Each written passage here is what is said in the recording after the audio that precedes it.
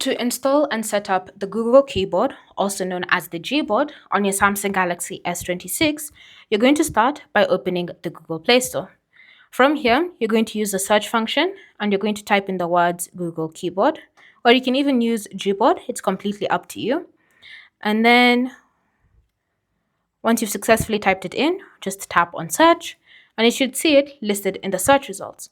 So once you've successfully installed it, so say for example, you're just installing it from the first time, all you need to do is simply tap on open to launch it and then go through the step-by-step process of setting it up.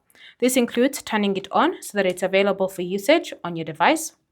So allow, and then selecting it as your default keyboard or your default input method. So tap on that option, then choose Gboard, and then select done to finish up. Now this will bring you to the Gboard settings, but if you just want to start using your keyboard immediately, you can go ahead and bring up the keyboard, and as you can see, the keyboard is now the Google Keyboard. Thanks for watching. If you have questions or comments, leave them down below, and I'll see you in the next video.